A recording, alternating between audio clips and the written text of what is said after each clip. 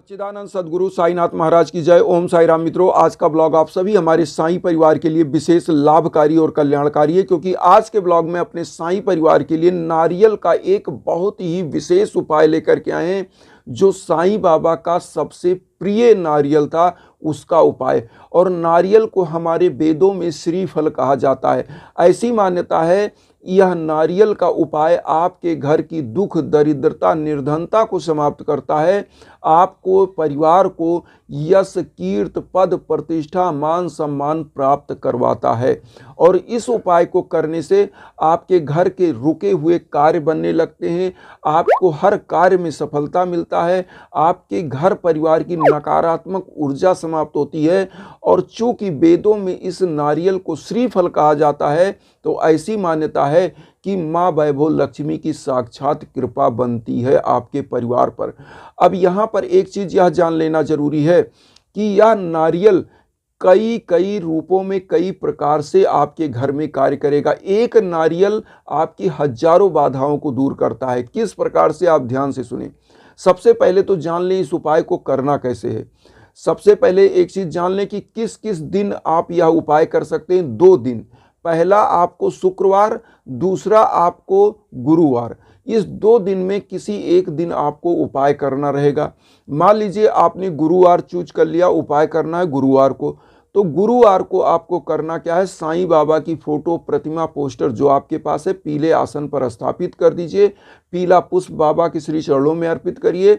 और उसके बाद एक नारियल ले लीजिए और एक लाल कपड़ा ले लीजिए और उसके बाद एक घी का दीप जला दीजिए और उसके बाद एक धूप बत्ती जला दीजिए। बाबा को रोली चंदन अक्षत लगाने के बाद वही खुद अपने मस्तक पर लगाइए।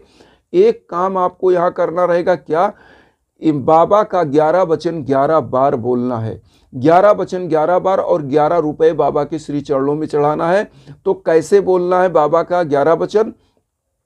जो शिरडी में आएगा आपद दूर भगाएगा, चढ़े समाधि की सीढ़ी पर, पैर तले दुख की पीढ़ी पर, त्याग शरीर चला जाऊंगा, भक्त हेतु दौड़ा आऊंगा, मन में रखना दृढ़ विश्वास, करे समाधि पूरी आस, मुझे सदा जीवित ही जानो, अनुभव करो सत्य पहचानो, मेरी शरण आखाली जाए हो तो कोई मुझे बताए, जैसा भाव रहा जिस जन का वैसा रूप हुआ मेरे मन का, भार तुम्हारा मुझ पर होगा वचन न मेरा झूठा होगा, असहायता लो भरपूर जो मांगा वह नहीं है दूर, मुझ में लीन वचन मन काया उसका ऋण ना कभी चुकाया, धन्य धन्य वा भक्त आनंद मेरी शरण तजले नंद।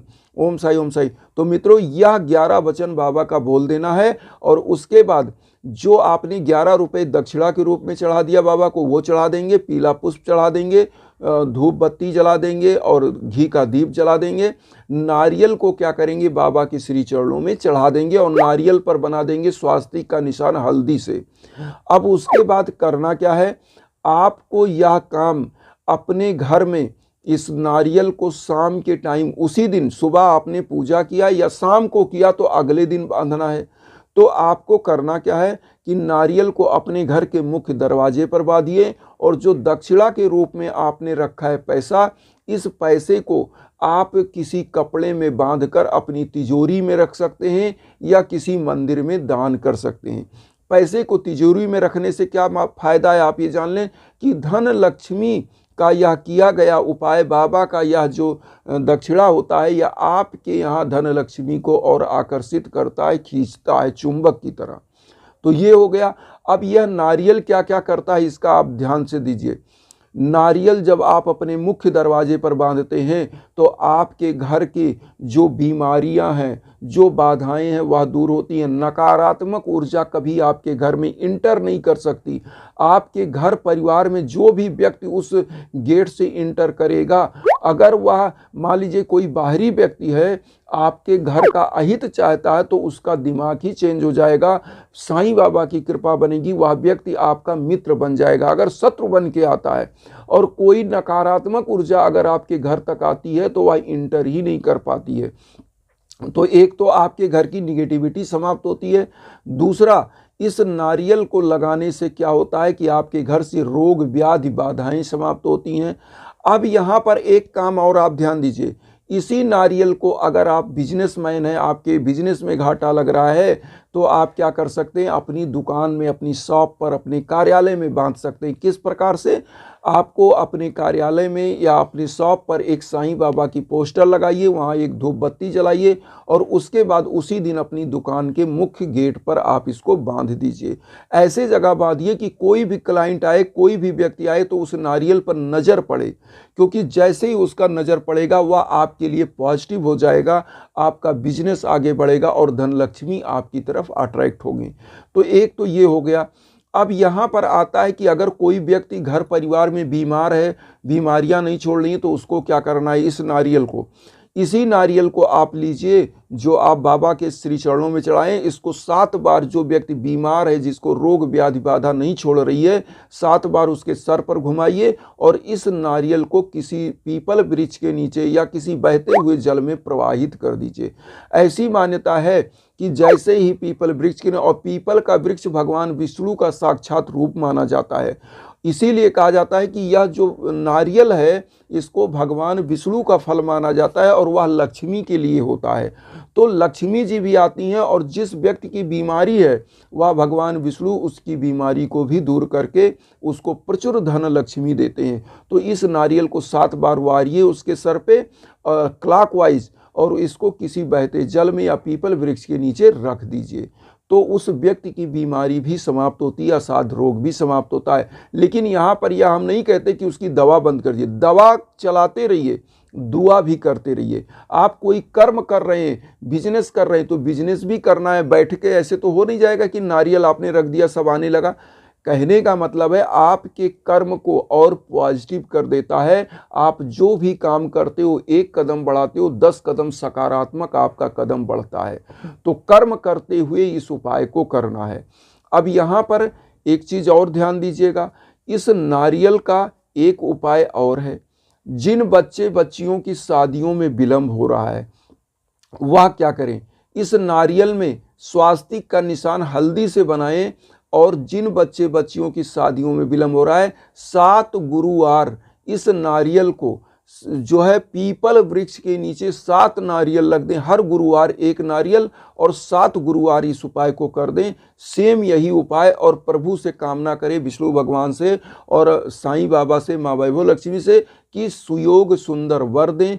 और जो अगर वधू चाहते हैं, जो बच्चे की शादी नहीं, तो वो वधू के लिए कामना करे कि मेरे अच्छी वधू से शादी हो जाए और हमारा घर परिवार सुखी हो। तो ये करने से उसकी शादियों की विलंब भी दूर हो जाती है। अब जिन बच्चे बच्चियों का असफलताएं मिल रही वो क्या करें, पूजा कक्ष में इस नारियल को लाल कपड़े में लपेटकर अगर रख दिया जाता है तो ऐसी मान्यता है कि आपके घर की नकारात्मक ऊर्जा को यह सोख लेता है, क्योंकि नारियल के अंदर जल होना चाहिए।